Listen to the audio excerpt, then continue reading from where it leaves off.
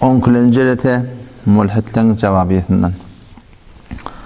Elhamdülillahi Rabbil alemin. Ve salatu ve selamu ala seyyidina seyyidil enbiyayı vel mursalin ve ala alihi ve sahbihi ecma'in. 2. şüpheyi ki mulhidler Kur'an'ın hakkında ulakon iddiayı kişi ilhadilerde var. Bu şöyle eğer bir kitap yazsala şayet şunun içinde 100 cümle yazsala şunun 10 şunun dolanıyor ki Kur'an Allah Teala'nın ibreni değil. Belki Muhammed sallallahu aleyhi ve sellemin ödünden yazan kitabı. Ödü yazıptır. Bu şunun Huday'a nispet berttir deyip şu töhmet uğrayalır. Şuna hakkında ikinci iletemiz.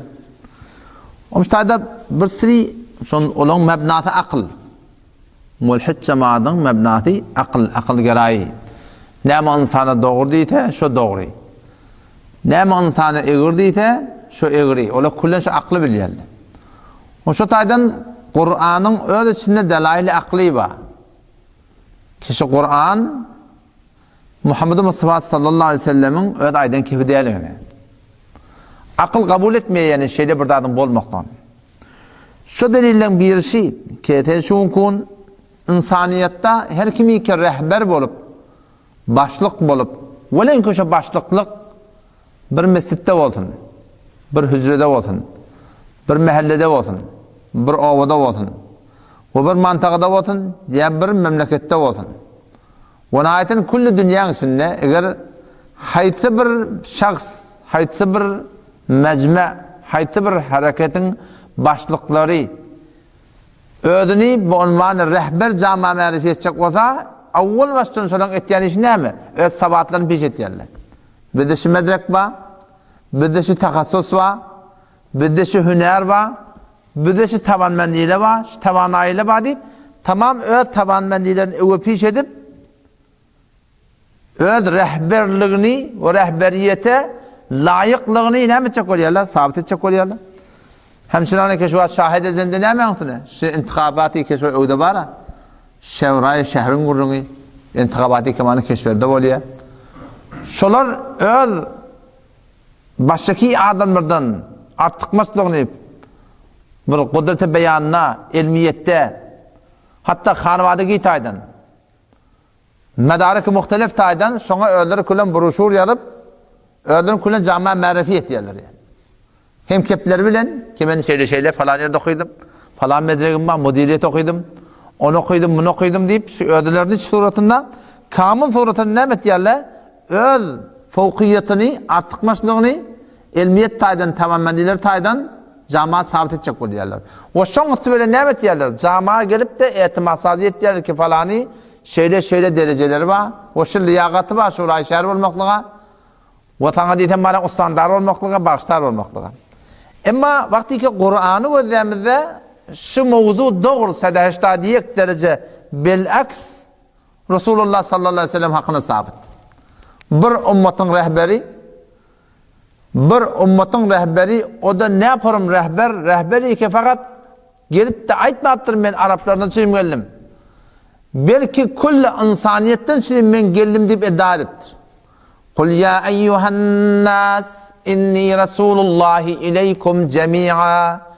Kul ayet ey Resulü Huda ya eyyuhannas ey insanlar zillar. Fakat insanlar da görürüm de. Belki zillar da görürüm mü?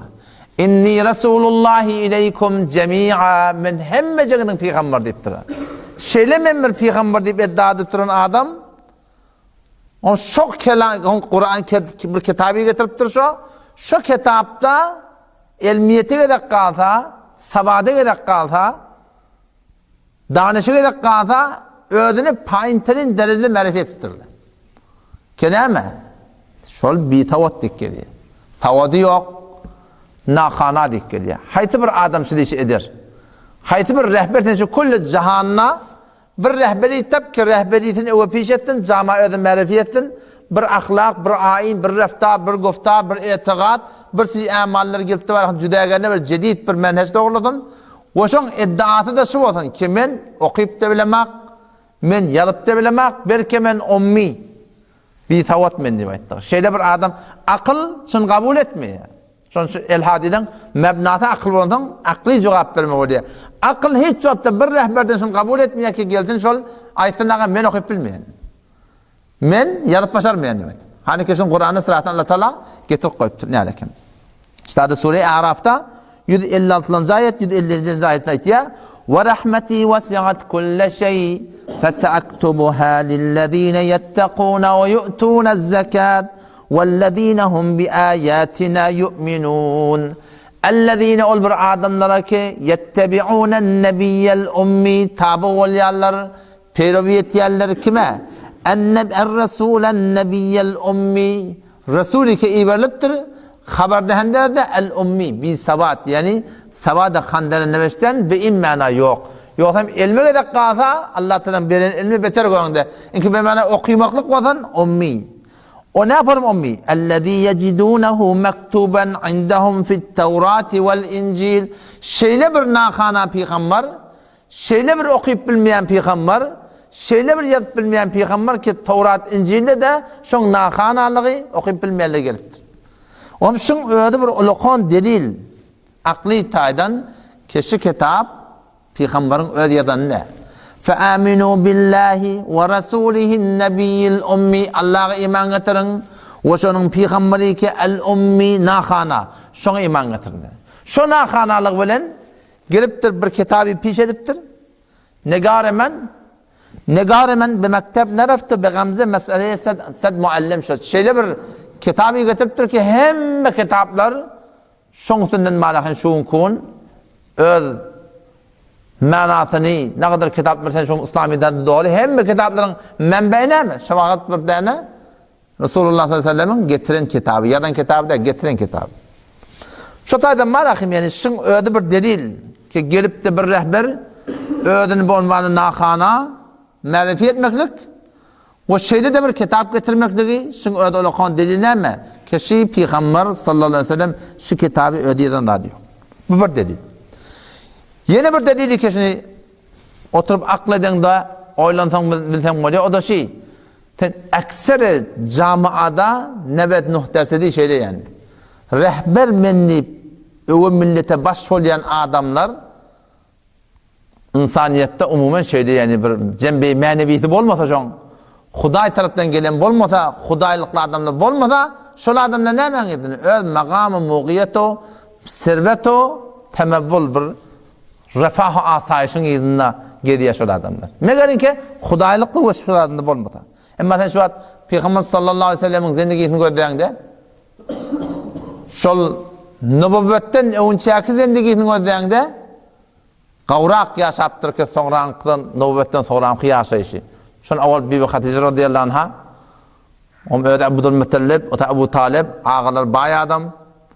O şu suratında 25 yaşında Bibi Hatice radıyallahu anha bilen ezvac edenle yani sermayedarı zeni sermayedarı Kureyş gelip kulli sermayetini Resulullah buraya ne kadar bir rahat yaşaptır yani. Peygamber sallallahu aleyhi ve sellem. Ama vakti ki ben Peygamber diyenden sonra ne kadar kıyılık Cezeri Şabebi Talip'te, Yankı Şabebi Talip'te 3 yaşlarda horluk, vurulup, yencilip, horlanıp ne kadar kârlar yani horlanıptır yani. Dikkat ve Kur'an Resulullah sallallahu aleyhi ve sellem ulukan muazzehi. Yani şu kitap bilen şöyle kitap yazdım, sizi başardan sunyarlıkta getirin deyip de deyip de daşçılarına adam işirpiliymiş Resulullah aleyhi ve sellem. Yani şu Kureyş'i Peygamber olarak geliptir, şu kitabı piş ediptir, şuna edip başarıyamış ağa. Bakın ö tarafından olsa, bana Huday taban bendini verdi, ki ben şeyde bir kitap getir yalayın size. Şuna da delil men peygamberlerime deyip, eğer şu kitap yalan olsa, deyip başarıyamış şu. Aleyhisselatü vesselam. Ama çünkü Allah tarafından geliptir, o şu kitap etmeklikte, hakikatte bir yalan, peygamber böyle bir işe değil, şun öde delil ne mi? Ki şu peygamber aleyhisselam şunu öde yalmadıklarını. Ondan sonra da yeni bir kurum var. Şu Kur'an'ın ödünne, bir yaman tehditler var. Kur'an'ın adında yaman bir tehditler var. Kime? Ol bir adamları ki kitap yazıp şu kitap Huday'ın tarafından deyip aytsa Allah Teala şu Kur'an'ınla şeyli bir adamları tehdit ediptir. Tembel tasavvur et. Farazen bir musulman, bir adi musulman bir fehmi yakidaga çok önemli meseledir. Bir adi musulman Hanefi mezhep kitap yazdı bir meselede. Farazen hemen memur kitap yazdı. 4 yılın sonunda hop.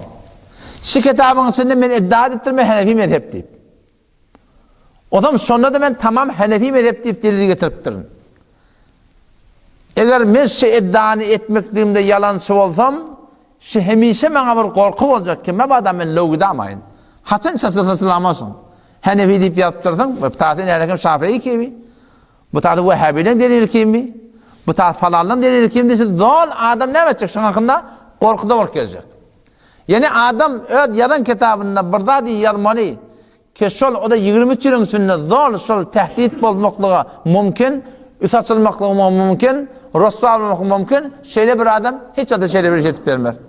Belki ne midir? Taze öd yadan kitabında da ağaç men tahkikim diye aytar. O da işte Resulullah Aleyhisselam pak kelamı ki Allah tarafından getiriptir. Sonuna ayetler var. Hatarnak ayetler var. Ki Resulullah eğer sen seni ödün yazıp, ödün bir taraftan men tarafından deyip aydatan, men yazdım deyip aydatan, sen onu Allah bilen taraf diye. Sure El-Hakka'da geliyor. 44. ayetinden meylep. وَلَوْ تَقَوَّلَ عَلَيْنَا بَعْضَ الْأَقَاوِيلِ لَأَخَذْنَا مِنْهُ بِالْيَمِينِ ثُمَّ لَقَطَعْنَا مِنْهُ الْوَتِينَ فَمَا مِنْكُمْ مِنْ أَحَدٍ عَنْهُ حَاجِزِينَ. Yaman tehdit şunlar. Beter nacur tehdit yani. Adam bir kitabı getirmeli, köşon ödün tehdit etti Allah. Kim şeyle bir iş eder? وَلَوْ تَقَوَّلَ عَلَيْنَا eğer Resulü Huda mennib, bir de Allah'a bir kelamı nispet verse, ki Huda'ya itti deyip yalandan bir kepte aydata, ne mi? Ba'del akavil, o da bir kitap değil. Bazen bir kepleri işi kitapta, Huda'ya şey deyip, Huda'ya bey deyip, yalandan bir de bir kep nispet verahadettir Allah Teala. وَلَوْ تَقَوَّلَ عَلَيْنَا بَعْضَ الْأَقَاوِيلِ bazı kepleri eğer bir de Allah'a Resulü nispet verse لَأَخَذْنَا مِنْهُ بِالْيَمِينَ لَأَخَذْنَاهُ بِالْيَمِينَ biz Resulü biz kuvvet bilen tutar ثُمَّ لَقَطَعْنَا مِنْهُ الْوَتِينَ kalbinin damarını neydi ketertiptir Allah Teala 40 kövertiptir فَمَا مِنْكُمْ مِنْ أَحَدٍ عَنْهُ حَاجِزِينَ siz hiçbiriniz şu Resulü kömek verebilmersiniz diye. Adam bir kitabı yazın ki şunu ödün tehdit etsin. O da bazen bir kefi Hudaya nispet versin. Allah Teala men şunu diptir, ödüm diptir, vurup karn diptir. Ya Kur'an'ın lanet manada yani bir tehdit getirtir Allah Teala. Ol bir adamlar ki kitap yazıyor Allah. Kitap yazıp da nimet diyorlar. Şu Hudayın tarafından nimet diyorlar. Tehdit var Kur'an. فَوَيْلٌ لِلَّذ۪ينَ يَكْتُبُونَ الْكِتَابَ بِأَيْدِيهِمْ Veyl bolsun cahil barzak yer cehennem ol bir adamları ki lillezine yektubunel kitab ol bir adamları çünkü kitap yazıyorlar bi eydihim eller bilen thumma yekuluna sonra aytıyorlar hada min indillah Allah tarafından aytıyorlar. Şolong zarzak cahil Allah ta cehennem diptir. Fetwada eğer sen akli taydan fikretsen mi arakin? Peygamber Hudasını ödünden aydan olsa ya yalandan yazıp da şolarım yazıp da Hudayını sepmemek mi ödün aytmak kolya da ödünden aydan olsa ödünden aytmak duyan kolun Hudayını sepmeren olsa şu belli de haçan adam rüsva olsun ama 23 yılın içinde Peygamber Hudayını hiç yokta şikayet etmektir ki men şunu ödüm yadım diyen daha yok belki öd getiren kitabını öd aleyhine ne mi? Şedid tehdit belki eğer bazen bir kefe aydıp da Hudayını sepmeren Huda bilen taraf diyen kur. Hatta ki kafirlerin öğeleri ezan ettirildi.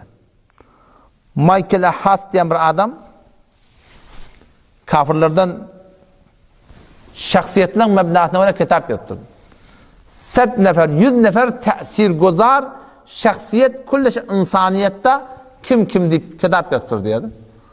Ama şu geliptir ferde evvel tesir gozartının şahsiyeti cihan insaniyette ha. Kim deyiptir diye Muhammed sallallahu aleyhi ve sellem şu başta şu adım koyuptur diye.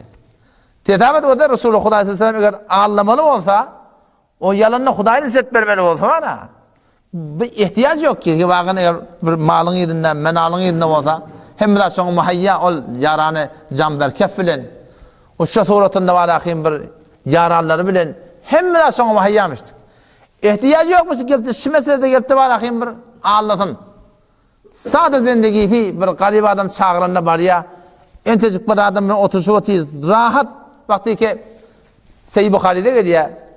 Heraklı Rum Resulullah Aleyhisselam sonra namı yazıttır. Hosro Perviz'de namı yazıttır. Heraklı Rum'un namı varanna sonra naman okuya oturul Mesihilere de atlara hum ola hevele kıyıkçı etiyerler. Heraklı Rum İslam'ı kabul edecek böyle ya ulamalar orada kullen muhtertine. Çaren töketip kafin yaptır ya kıyıkçı çıkacak böyle çıkarmayarlar. O meselin kaimliğini görecek oğlum diye dinini de aynını diye. O nihayetten İslam'ı kabul etmiyor. Yine şu tadı eşittir ki bir gruhi Mekke'den getirdiler Şam'a. Rum'un keşverlerine. Hem sondan çağırıya yankıları. Başlıklayın Ebu Sufyan o iman getirdi. Ne kadar başka kuffarda bak ticarete geldi. Adam sondan adamları köprü hemen izdoya Ebu Sufyan radıyallahu anh ki ünlü koyuyor. O duralara aytiye mesine soracak atlama soracak diye eğer Allah'a aydın diye ibnekilere. Sonra kendi atları soruyor. O zaman bir soru şey ki bizim mevzumuzda dediği bir soru şey Ebu Sufyan radıyallahu anh sorattır. Şimdi ben peygamber deyip çıkıptı o. Avval ağlayadım deyiptir. Bunun avval bir yalan kepsinden şu an tecrübe ettiğiniz mi? Onu yok. Şu anda çelim yalan kep tecrübe edemedi deyiptir. Onu deyiptir o da şol Kaysar Rum'un aklını o da ne mi diye. O adam ki adamlara yalan anlamaya hiç vato Hudaya deyip de yalan kep bağlamar deyiptir. Ki Hudaya ayette diye ayettin. Adamlara Allah'ına o deyiptir. İndi gelip adamlara Hudaya ayette diye Allah'ın deyiptir. Bu bolcaklat diye deyiptir. Yine burada soraptır yani. Ötellüğün öçellerine için padişah var mı deyiptir. Ona padişah yok. Padişah yok o deyiptir. Padişah var deyden onunla men aydardım. Ötellüğün öçellerine padişahlık elden gidiptir. Padişahlığın alacak oluyor. Biz belli oluyor padişahlığın yine de deyip. İde çiçeğle gariplen baylam onu köplen gariplen deyip. Onu bolmalıyın ödesi deyip. Peygamberden hakirler sporum. Şimdi yine çiçeğin adamla iğne uğrayam deyiptir. Onu yok iğne uğrmaya değil diye. Ona iman sporum deyip diye. Vaki iman yüreğe gelse iğne gitmeye deyip. Gün bugün artık kayıtya deyip. Peygamber Huda Aleyhisselam şu Peygamber sınıfında hiç ödünü olacak olmaptır.